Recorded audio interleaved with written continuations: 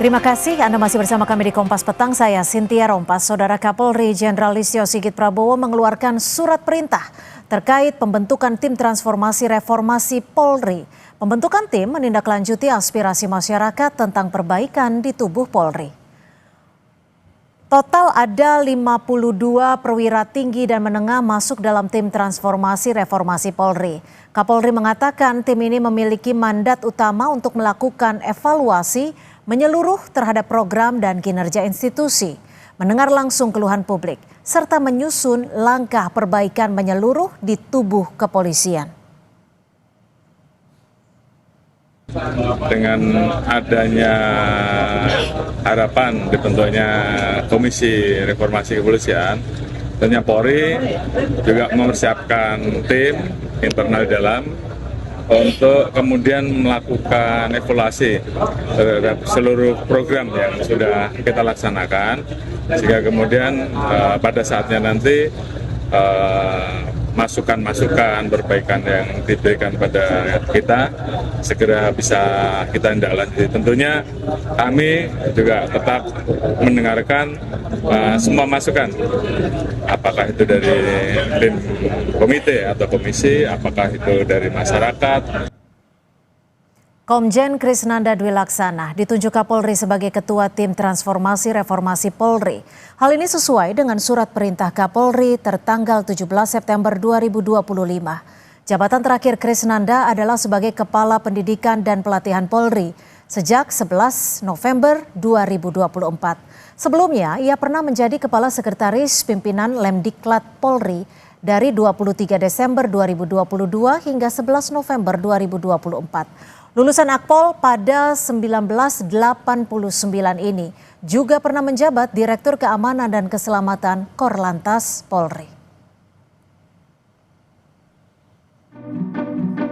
Polri membentuk tim transformasi dan reformasi kepolisian.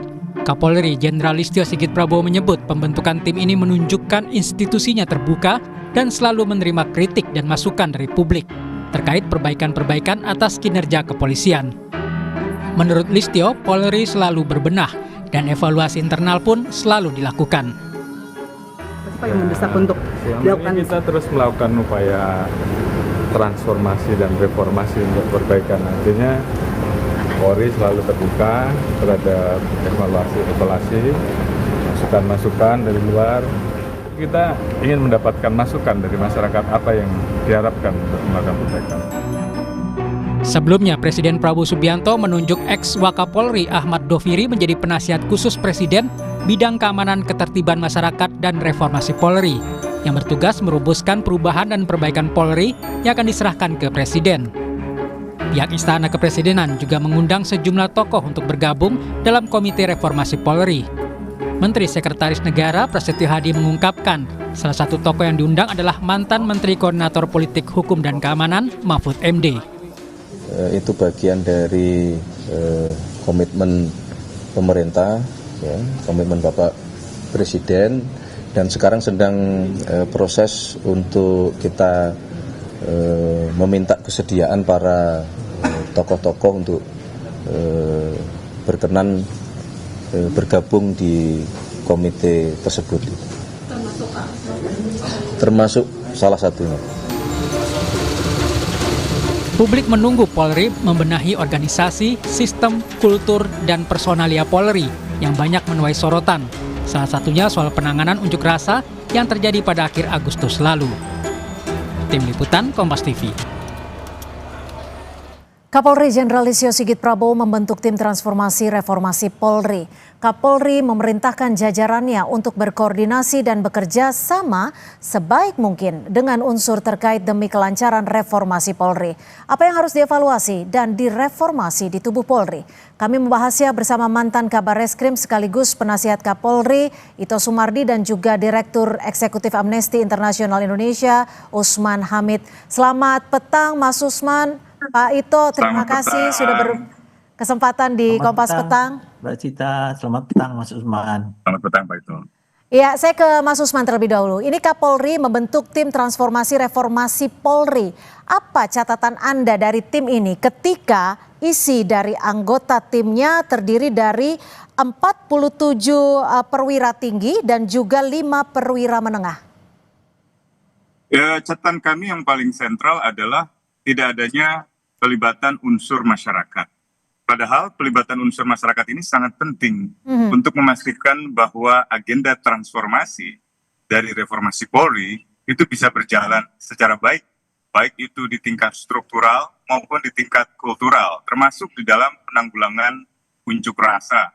Cara lebih spesifik lagi, bagaimana sih sebenarnya prosedur-prosedur penanganan unjuk rasa itu, penangkapan, penahanan, penggunaan water cannon, gas air mata, sampai dengan tindakan-tindakan pemolisian lainnya seperti penggunaan peluru, baik peluru karet maupun peluru tajam. Tapi itu baru satu aspek di antara sekian banyak aspek yang saya kira penting untuk dijadikan bahan evaluasi untuk agenda transformasi dan reformasi Polri.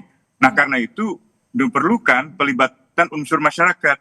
Kalau hanya kepolisian sendiri akan sangat sulit untuk memastikan agenda reformasi itu bisa berjalan dengan baik. Oke, Pak Ito, kalau menurut Anda sendiri bagaimana? Apakah sudah cukup jika diisi oleh anggota Polri sendiri? Dan bagaimana Anda menilai ataupun melihat dari sosok Pak Krisnanda ini? Ya, pertama saya menjawab Pak Usman sekaligus memberi informasi bahwa tim transformasi reformasi Polri ini saat ini didampingi oleh 32 penasehat ahli Kapolri, di mana anggota Polri-nya hanya 3, Mas Usman, saya, Pak Bekto, dan Pak Rianto. Yang lainnya ada Pak Hendardi, ada Pak Nurholis dari HAM, ada Pak Kiki, ada profesor-profesor, ada juga Ibu Pungki, mantan ini, ada juga Ibu Tika ya, dari masyarakat sipil pun juga lengkap jadi Pak. Jadi kita sudah maraton mengadakan pertemuan yang ke-7 dipimpin Bapak Wakapolri, di mana hasil daripada penasihat ahli Kapolri ini dikirimkan ke posko presisi dan juga kepada tim reformasi, di mana saya langsung menyampaikan kepada Pak Krisnanda usulan dari para penasihat ahli Kapolri yang betul-betul mereka dari kelompok masyarakat yang memiliki satu pengetahuan yang beraneka ragam ya, terkait masalah struktur, masalah kultur, dan lain sebagainya. Nah, kemudian yang kedua, memang kalau reformasi untuk Polri ini tentunya menurut saya satu hal yang memang satu keharusan. Karena objek daripada Polri ini kan masyarakat, Mbak. Masyarakat itu dinamis, sehingga tentu akan banyak sekali perubahan-perubahan yang harus disesuaikan. Ternyata dari hasil penelitian kami, pengkajian kami, yang dari reformasi birokrasi Polri yang dibuat pada tahun 89 itu sebetulnya normanya sudah bagus. Tetapi pada saat implementasinya ini yang kemudian memang memerlukan satu pengingatan kembali ya, bahwa SOP-SOP yang sudah dibuat itu sebetulnya baik. Tapi pertanyaannya kenapa sampai terjadi di luar daripada yang ditentukan. Nah, ini saat ini yang menjadi kajian daripada tim reformasi. Perubahan di sektor mana yang paling krusial harus dirubah saat ini, Pak Ito, berdasarkan catatan dari tim ini? Yang pertama adalah yang paling krusial adalah kultural. Memang kultural ini kan kita lihat bahwa daripada sikap perilaku daripada anggota ini baik dalam kesehariannya maupun dalam kedinasannya, ini yang saat ini menjadi fokus daripada tim. Demikian, Mbak. Oke, Anda setuju Mas Usman jika kultural atau culture dari Polri sendiri wajib dirubah di Polri sendiri? Dan bagaimana Anda menilai sosok Pak Krisnanda ini? Ya, saya kenal Pak Krisnanda cukup lama. Ia adalah salah satu perwira tinggi Polri yang dikenal sebagai perwira tinggi pemikir.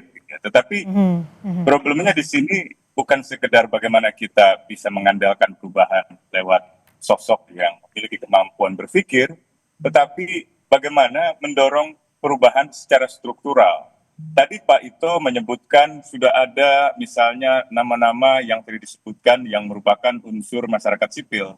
Dalam pandangan saya, mereka bukan lagi bagian dari masyarakat sipil, karena mereka melekat di dalam struktur kepolisian, lebih tepatnya sebagai penasehat Kapolri. Dan mereka sudah selama ini ada di dalam lingkungan kepolisian. Kalau mereka memiliki peran yang sangat kritis terhadap kepolisian atau terhadap penyimpangan-penyimpangan yang terjadi selama ini, barangkali saya masih bisa mengerti. Tapi selama ini kan daya kritisnya rendah sekali, bahkan nyaris tidak ada gitu. Jadi untuk apa berada di dalam kalau tidak misalnya mendorong perubahan yang besar gitu. Atau yang kedua, kalaupun misalnya Kapolri ingin melibatkan unsur masyarakat, mengapa tidak dari luar sekalian? Kenapa harus diambil dari dalam kembali?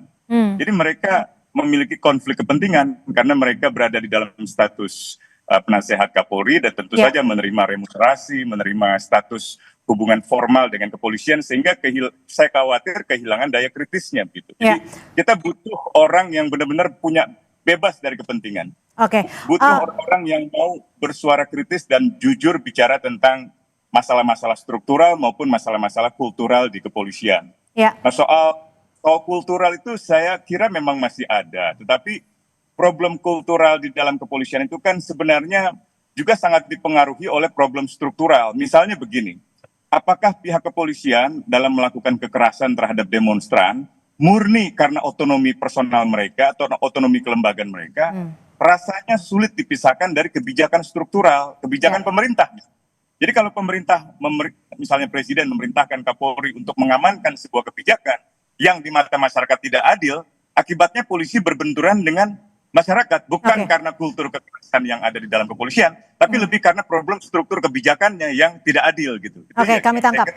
Akar masalahnya. Pak Ito, kami mungkin seperti yang disebutkan Mas Usman tadi, Pak Krisnanda adalah sosok yang berintegritas, berjiwa pemikir. Tapi di sisi lain, ketika kita melakukan reformasi, sejatinya adalah tidak hanya berkaca, tapi juga menerima masukan dari pihak luar yang mana diperlukan. Mengapa sampai saat ini belum ada pihak dari luar yang mungkin bukan purnawirawan, tapi juga yang mengkritisi kebutuhan publik ikut dalam tim ini? Baik, saya jelaskan, Pak. Dari penasehat ahli Kapolri ini baru dibentuk pada tanggal 5 September. Yang tadinya hanya sekitar 10 orang, sekarang 32. Jadi yang lain-lainnya itu belum masuk dalam struktur tadinya. Ini adalah dalam upaya Pak Kapolri mendapatkan masukan sebanyak-banyaknya dari masyarakat koalisi sipil ya, masyarakat di luar. Beberapa itu sudah dari luar. Kemudian yang kedua, satu hal yang direncanakan oleh Pak Krisnanda termasuk mengundang Mas Usman. Mungkin dalam waktu dekat akan mengundang tokoh-tokoh masyarakat untuk bisa diajak berembuk untuk memberi masukan bagaimana. Masuk tidak dalam tim reformasi itu? Oh tidak ya, itu masuknya bukan tidak masuk dalam tim reformasi, tetapi dalam programnya nanti akan diundang untuk memberikan masukan-masukan bagi tim reformasi. Itu yang saya dengar plannya daripada Pak Krisnanda pada saat rapat terakhir beberapa hari yang lalu. Dan saya sangat mengapresiasi, sekarang sedang dipilih siapa-siapa saja orang yang misalnya diundang, termasuk Mas Usman nanti akan diundang untuk bisa membuat satu protap yang baru yang berdasarkan kepada norma HAM. Cuman ada satu hal Mbak yang mungkin saat ini ingin saya sampaikan, bahwa yang dihadapi Polri sekarang adalah masyarakat yang tentunya kita lihat sifatnya berbeda dengan masyarakat yang dulu ya, karena ada unjuk rasa yang sifatnya damai, ada yang memang aksi-aksi kelompok masyarakat yang memang sudah terbiasa menggunakan anarkisme. Jadi pada saat Polri itu harus menghadapi mereka, tentunya kita harus lihat dari dua sisi. Siapa masyarakat itu? Apakah memang mereka itu melakukan satu kegiatan yang untungnya mendompleng dari kegiatan masyarakat atau kelompok masyarakat yang melakukan unrasi yang damai. Jadi tentunya menjadi satu kesulitan bagi kepolisian. Dan disinilah kita perlu mengundang seperti tokoh-tokoh HAM agar nanti SOP-nya bisa sesuai dengan norma-norma HAM yang berlaku. Artinya kami mencoba mengkonfirmasi untuk teman-teman dari masyarakat sipil tidak memungkinkan untuk masuk ke tim reformasi ini, tapi hanya diundang saja untuk memberikan masukan. Iya, memberi masukan ya. Kalau masuk tim reformasi tentunya terlalu banyak ya Mbak ya. Mas Usman, bagaimana dengan sosok dari Wakapolri yang memang diperuntukkan di sini untuk melakukan pengawasan dan juga pemantauan terhadap tim reformasi ini?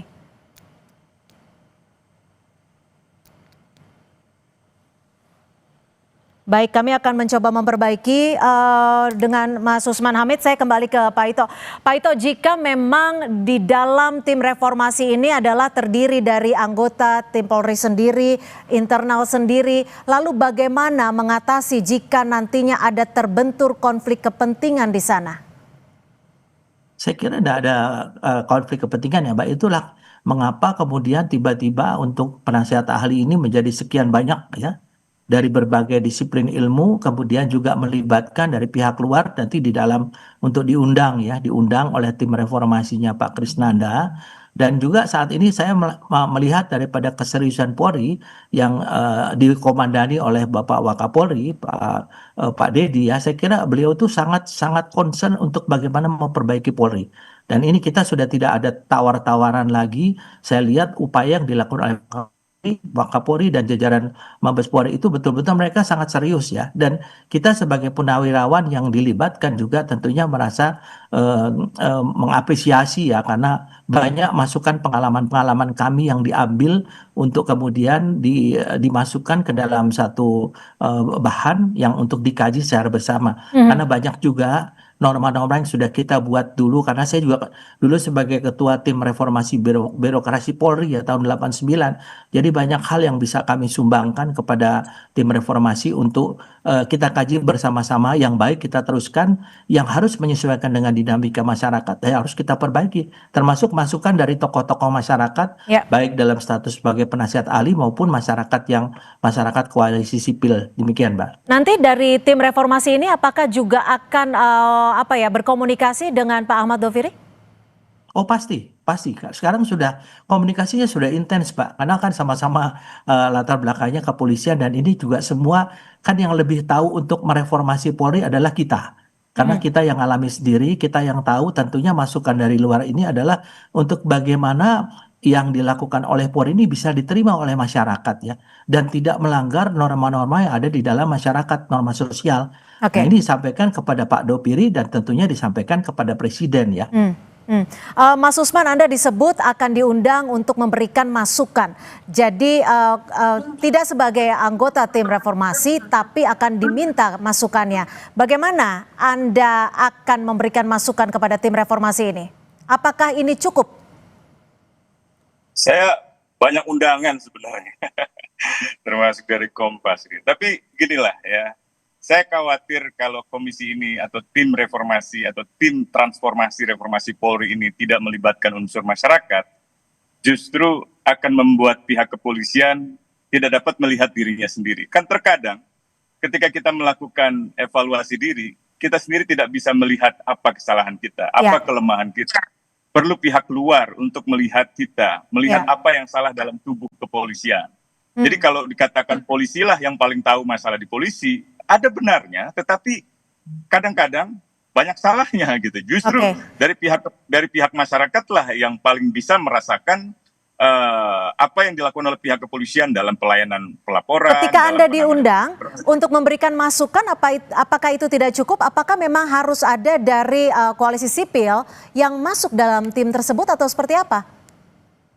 Saya kira harus ada kejelasan terlebih dahulu mandat dari tim transformasi reformasi Polri ini apa? Lalu bedanya dengan Komisi Reformasi Polri yang ada di kantor Istana, di kantor Presiden itu apa? Itu juga belum jelas saya kira. Selain masalah ketiadaan keterlibatan unsur masyarakat yang independen ya, bukan bagian dari struktur kepolisian seperti penasihat-penasihat atau penasihat ahli maupun penasihat khusus gitu. Itu kan sulit untuk dikategorikan sebagai unsur masyarakat yang independen gitu. Gimana Pak Ito, Anda menjelaskan ini? Apa yang membedakan nanti? Sebetulnya Mas Usman udah menjawab tadi ya, bahwa saat ini pemerintah juga membentuk namanya Komite Reformasi ya, yang langsung di bawah Menteri Kumham kalau nggak salah, atau Menseknek ya. Itu semua orang-orang di luar Polri, dan mereka tidak tergabung dalam tim reformasi, dan sehingga nanti ini akan ditemukan ya pendapat mereka dari segi, kan ini permintaan dari Gerakan Nurani Bangsa.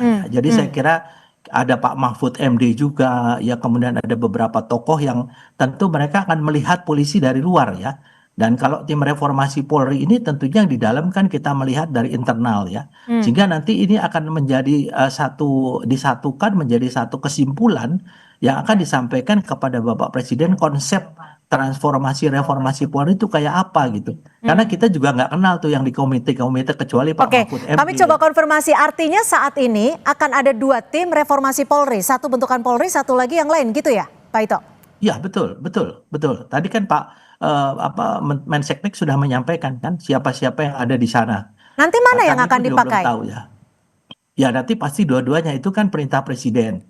Dan kita sebaliknya di Polri juga kita melakukan untuk upaya bahwa kita melihat ke dalam ya, inward looking ya. Oke. Jadi kalau nanti misalnya dari luar di sana akan ada masukan, tentunya pasti akan disatukan dengan apa yang sudah dilakukan oleh Pak Krisnanda menjadi satu kesimpulan ya, kesimpulan yang sifatnya komprehensif yang disampaikan kepada Bapak Presiden melalui Pak Doviri tentunya. Ya, Pak Ito, ini juga masih menjadi pertanyaan saya ketika tidak ada masyarakat sipil yang masuk dalam tim reformasi Polri ini.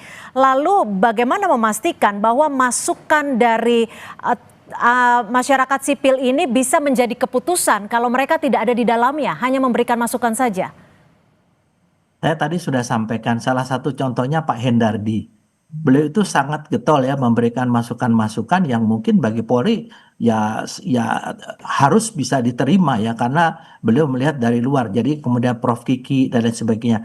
Percayalah bahwa mereka semua punya integritas ya. Mereka pun juga Oke. orang-orang yang istilahnya tidak mungkin Baik. akan mengatakan bahwa Polri itu benar kalau memang kita salah atau salah kalau kita benar. Demikian. Baik, singkat saja Mas Usman, apakah Anda optimistis terkait dengan tim reformasi Polri ini? Gantung apa yang dilakukan oleh tim transformasi reformasi Polri dan juga komisi reformasi di Istana Negara. Kalau tidak ada kejelasan konsep dan tujuan transformasi dan reformasi, termasuk perubahan-perubahan dalam waktu dekat seperti pembebasan para tahanan, penghukuman anggota yang misalnya memperlakukan demonstran secara eksesif, secara berlebihan dengan penyiksaan, atau pertanggungjawaban untuk penghukuman mereka yang meninggal dunia di dalam demonstrasi kemarin, tanpa pertanggungjawaban itu semua saya akan terus bersikap skeptis. Oke, tapi Anda bersedia kalau diundang? Singkat saja. Kita lihat nanti ya. Oke, baik. Terima kasih Mas Usman Hamid, Direktur Eksekutif Amnesty International, dan juga Komjen Purnawirawan Ito Sumardi, mantan Kabar Eskrim, sudah berbagi perspektif di Kompas Petang sore hari ini. Selamat sore, salam sehat. Selamat sore Pak Ito.